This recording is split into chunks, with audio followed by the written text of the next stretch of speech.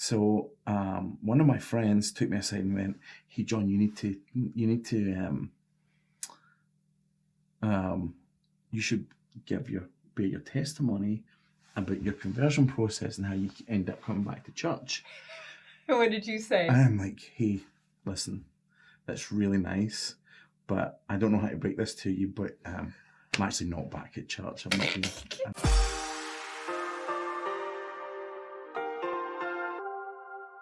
Hello and welcome to The Middle. I'm Gailyn Condi, your host, and I'm thrilled today is here.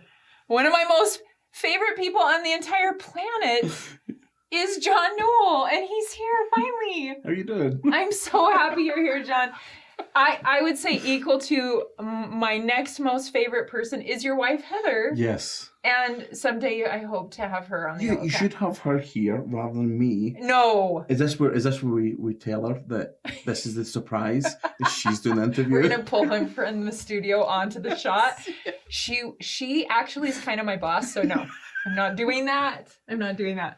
John is not only married to someone I work with, but John and Heather are my neighbors and friends, and we knew each other before Heather and I worked together. Yeah. And I don't think there's a more anticipated guest than you, John. That's awesome. Really, there's been buzz in the neighborhood. Why don't you introduce yourself a little, give a little bio other than the amazing husband of the amazing Heather. Yes. John Newell. I don't know, like, I have an accounting degree. I have a master's in business administration. I like to put that out there. Basically, an accountant. I moved to the States 21 years ago. I was born in Scotland X number of years ago. And you're not going to say how many years ago? No. 44 years ago. So, so I grew up in the UK, specifically Scotland, specifically the west coast of Scotland. And you're a father of amazing sons. 4 boys. 4 boys. Mm-hmm. And you are also, I think most notably, other than those great criteria, you are the game master. Yes, I now, am. I brought my most recent favorite purchase because of a John Newell recommendation. It is point salad. And my family thinks we are conspiracy theorists, you and I, because I always win at this game. But I messaged you at the holidays because I always buy a new game for the holidays. And I said, which one? And you pointed me to this. Yeah, because we just been playing it as a family. And I like this one just because we can get her dad, Heather's dad, to play it. Okay. And he usually, poo-poos any kind of board games. So this one suits him as cards. I find that interesting and odd. Not the topic of our conversation, that Heather married you, but came from a father that doesn't like board games. It's because really how many games do you own? Currently... Get ready. You're going to think you misheard this. 1,110 games. And the reason I know this is because I have an app on my phone. Whenever I buy a new game, I add it to the app so I can keep a good list. And then I also log all the games that we played. He logs them. He logs who won them. And special notes, diaries. Yeah. A little thing about what happened that night and, anything that was fun about the... I find it extraordinary. Yes. I really do feel like you could do a regular series on The Middle and we could just talk about everything in the world because you make me laugh and you inspire me and you're very intelligent. Thank you. But today I really wanted to share your conversion story because I just recently heard the full story kind of from a church perspective. And I just to me, it resonated so much with where people are at on the faith spectrum and what we assume about one another. And I'm so grateful that you're willing to share. So tell us a little bit about growing up in Scotland and where your family was at from maybe a religious standpoint. So I we were not really a religious family growing up. And it's strange because I'll go back and forth on this.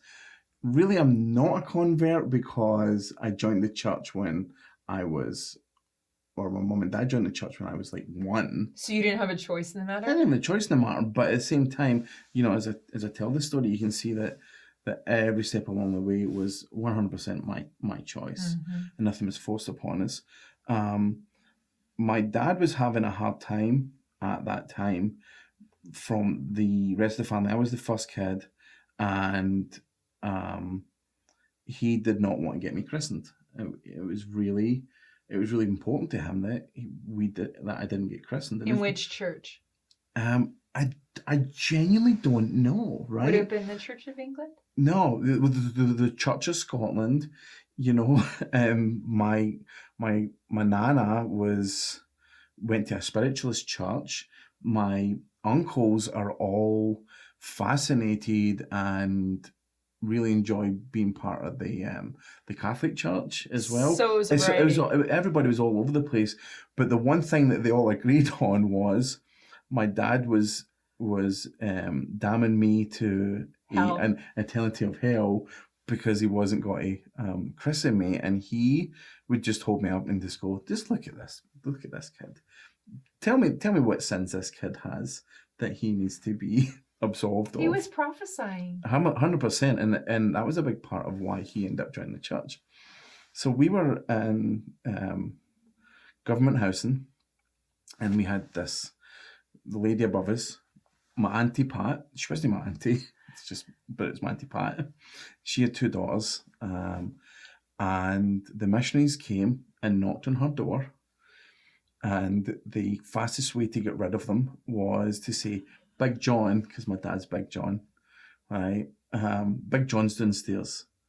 He would love to talk to you. He will talk to anybody. And these 2 missionaries walked in, and I'm friends with those missionaries, Elder Linford and Elder Sanderson. If you're watching, shout out. I'm sure both will actually. They came in and they were sitting talking, and what was really cool was this came up. I don't know why it came up, or whether my dad was being confrontational with them or anything like. But they said, we don't believe in baptizing small children because, we believe that you're not tainted in any way by Adam's sins, And Big John's like, rock on. This is what I need to hear. This is what I need to hear. I'm all in. And they got to so he was great. Just come. He was reading. My dad's not a big reader, but he was reading the Book of Mormon. And they got to the 3rd lesson, and they're everybody was just so full of the Spirit.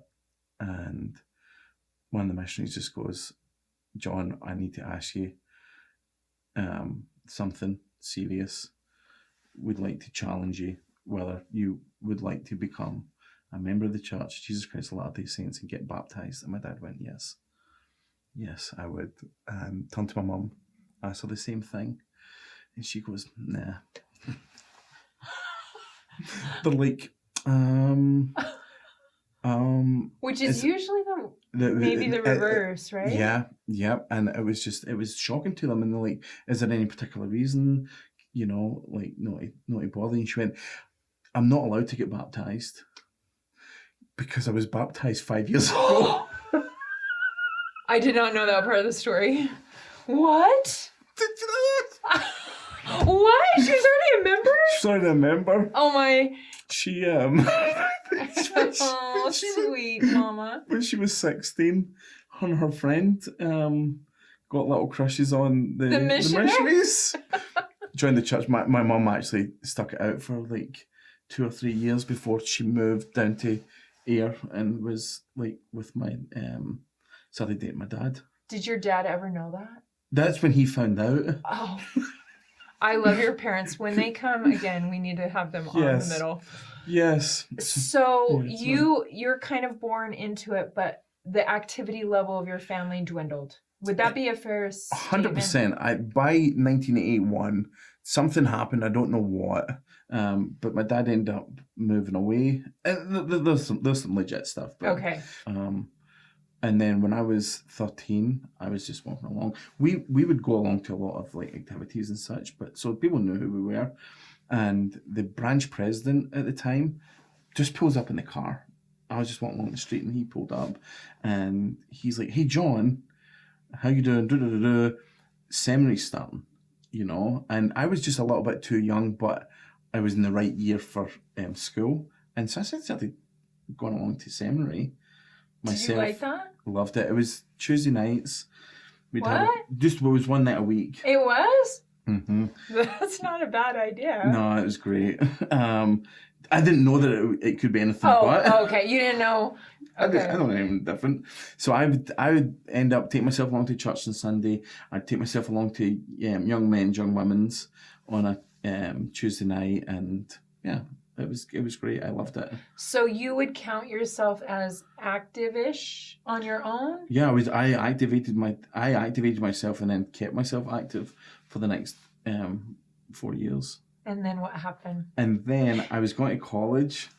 This is when the flavor enters the story, right? Yeah. I went less active for 2 or 3 years. Do you feel like you can share what was it just a decision of like, this is a transition time of my life? It was 100% that. And it was also coming up in a time where I was feeling pressure to go on a mission, which it wasn't going to happen. I was on scholarships for university. I was the first person in my family to go to university, and I just couldn't do it. Mm-hmm. And I felt like that. The one thing I would hear is, "Hey, John, if you go, the Lord will provide a way." And I couldn't take that risk. Mm-hmm. It was too big a risk for me. Mm-hmm. I needed to get out of where we were at, mm-hmm. and the only way I was going to do that was through an education. A game changer for your family. Yeah. So then where we pick up this story includes a unique job that you had. Yeah. You were a what? A bookie. A bookie. I was a bookie. I was a bookie. One of the things... It's great for a resume. When I was telling this story before, I said to Heather that I needed to tell... I realised that I need to explain what a bookie is because some people don't know. No, there was people within. I could tell there were people out there were like, what's he in the congregation. In the congregation, no, didn't know. For those that don't know what a bookie is, not a librarian. No, I didn't sell books, and I wasn't a bookkeeper, accountant. I would take bets from people, and if they ever won, which was very rarely, I would pay them out. And if they didn't win? I'd keep the money, but I didn't keep the money. So I was on minimum wage. The one thing I do want to be very clear about, okay. I was the 100% legal. All I'm doing is ringing up a bet and, and working out whether you won or not and paying you out. I was not the I'm coming round to your house to break your kneecaps type of bookie. Thank you for clarifying that. You're so welcome. Because you're too kind-hearted that I can just visualize you and your like cronies. Oh my gosh, the problem being like, I wasn't always this big a guy, and I worked in some very rough neighbourhoods, so I needed to look imposing, and I bet no one messes with you. Nobody did, but like, hey, how are you doing? Like, let's make sure I'm not articulate in any way because. That's... Even though you had a university degree? That's a sign of weakness, though. Okay, now we know. So you're a bookie, and you're living the life of a bookie. I'm living the life of a bookie. And then what happens for you? My sister started dating a guy from the church. Oh. Super randomly. And he used to turn up all the time to just pick me up from work. Because I didn't know how to drive, and I'd have to wait in a bus, and he would just... if I was working late at night and he knew about it, he'd come and pick me up. And this one day, he picks me up on a Sunday. I was working on a Sunday, and he picks me up about 5 or 6 and says, "Hey, can I take you home, John?" "Yeah, I don't need to wait for a bus." And as we're driving home, he is like, "Oh, I forgot it. There's a fireside on tonight. I need to go in and check. Oh, you just sit up the back." So I'm sitting up the back, and a couple of people that recognise me are coming and sitting next to me, and I'm just like, you know why he's sitting next to me? I'm sitting in my very obvious bookie shirt. What is a bookie shirt? It's just a blue shirt that says coral the bookmakers on it. And what happened at that fireside? One of my really good friends came up, and she just sat beside me, and she's just like, "Hey, John, Institute starting." So it just seems like seminary and then Institute is starting this week. And Institute was going on up in Glasgow, but they were starting one that was closer to my home. And so I'm just like, yeah, I'm free those nights. I'll just start going along. And I went along, and the next year was absolutely amazing. It was just like, I'd go along on a Wednesday night, I'd go to church on a Sunday, and we had a big, I don't know if call it a fireside, but we'll call it a fireside, where we went to a beach in Ayrshire, where I grew up, and we built this massive bonfire, and we all just sat around the bonfire. So one of my friends took me aside and went, "Hey, John, you should bear your testimony about your conversion process and how you end up coming back to church." What did you say? I'm like, "Hey, listen, that's really nice, but I don't know how to break this to you, but I'm actually not back at church. I'm not being, and you haven't missed church or Institute for a year. No. But you're not back at church. I'm not back at church. I'm never coming back to church. That's the thing. You need to realize I'm never coming back to church." And she looked so confused. She's just like, "You are more active than people here that say they're active in the church. How are you?" I'm like, yeah, you're right enough. Yeah. So when she said that, was there something about you that you were like, I kind of need to come to Jesus on this? Am I active? Am I not? Or what happened after that? One of the things was, as much as active as I was, there were bouts where I was still going out at night with my friends, and I was still drinking at the time, and it wasn't to any kind of excess, because I couldn't afford to drink to excess anyway. So I would have my 2 drinks at the beginning of the night, and you good accountant bookie, you. Yes, yeah, I was saving up my money. Yeah, but it was still it was incongruous with everything else that was going on. The teaching of the church. Yeah, and I had one of my friends, and she was a convert, and she used to give me rides to an Institute every week. So we would talk a lot, and sometimes I'd have a drink before going to Institute. And because she was a convert, and she'd given up, she knew exactly all the signs. But Jolene said to me, she's just like, I think you need to make a decision, John. It's that thing. I think you need to make a decision for you. I don't think it's healthy for you. She's like, if you want me to pick you up every week, I'll keep on doing it. But I think for your own mental well-being, I think you need to pick one or the other, right? And did you choose? Yeah, I did. And it was an easy choice to make. It was? It was an easy choice. I just, I had my half bottle of Southern Comfort, and I just had that, I just put it underneath the sink, and I'm just like, I don't need this anymore. Wow. I don't need this anymore. And I didn't need it before, but I didn't. Yeah. It was still a crutch, right? Right. And I don't want to just leave things hanging there, but I think what's beautiful about just this snapshot of your conversion process is that conversion is a process. It's not a destination on the map. No. It's a path that you choose to stay on, and you can always choose back on. Yeah. But I think sometimes in a church culture or in families, we think, oh, I've arrived here and you've arrived there. And I think we could probably have another whole hour conversation of from that moment on what you've done to stay on the path. I've had friends that they've wavered, and the pandemic's, like you said, the pandemic's helped them transition out, and some of them transitioned out before. But it's under the radar. It is under the radar. And the one thing I've done for my own personal manner is just, I've just made sure that those kind of people are still part of my life, right? As well as the people that are all in. And I check in with my friends that are all in. I check in with my friends that are all the way out, and I check in with my friends where I just don't know where they're at. And it keeps me centered, because there's so much about them and where they're at. I've been there. Yes. And I can easily go there. And, I have one friend that he checks in with me. He's fully out, and he just says, "Hey, where are you at?" And he'll just check in with me, and it's not in any kind of negative way. And he's not got to be dancing, joy if I left the church, because he and I still spend time together and we still enjoy being around each other. I'm still who I am, right? But I'll quite happily tell him, here's where I'm at, here's where my doubts are, and where are you at?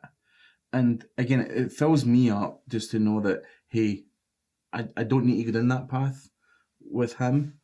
But I'm trying to think how you say it.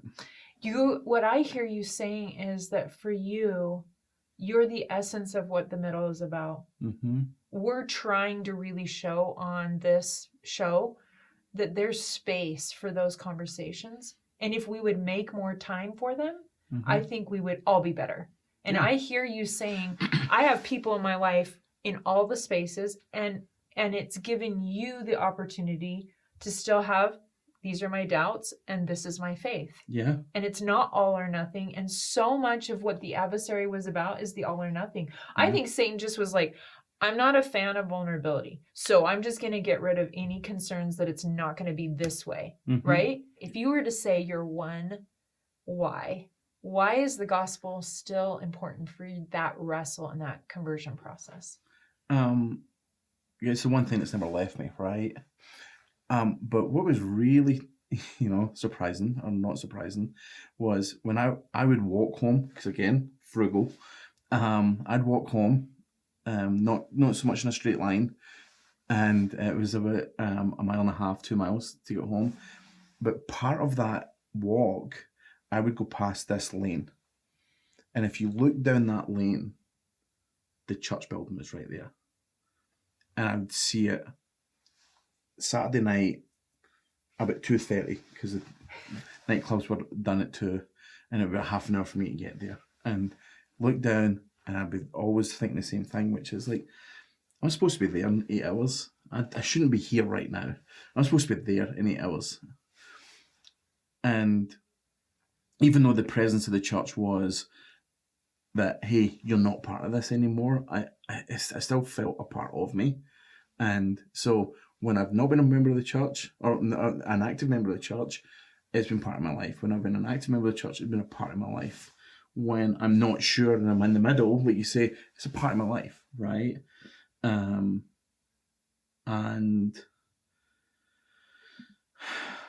the people in my life that can accept that, I've got so much love for them, but it also bolsters, my one thing. My one thing is the church has always been there. It's always been present since I was 1. Wow. I love that answer, and I love you. And I love that wherever I'm at, you're the kind of person I'm grateful I know, because you're the kind of person I can reach out to and say on Messenger, John, I'm struggling. How have you wrestled with this? That to me is the definition of a faith friend. Mm-hmm. Not one that checks every box and doesn't have questions, but one that stays and keeps wrestling. So thank you. Thank you. You're amazing. You're amazing. No, absolutely not. I love you. I love you too. And I hope that I could feel viewers just like that renewal from a Newell. We need a t-shirt. Heather can produce it. The renewal from a Newell. Yes. That you're willing to have the honest conversation. I think we need to make more space for that, because you never know who you're influencing just by showing up. And I love what you've given us snapshots of that. Mm-hmm. So thank you for your vulnerability and your faith. Thank you for having me here. I appreciate it. And thank you for joining us here on The Middle. Please share this special episode. You will not be sorry to feel of this joy and this spirit of this friend of mine. And I hope that you have been supported in your faith today, wherever you're at. And we'll see you again on The Middle.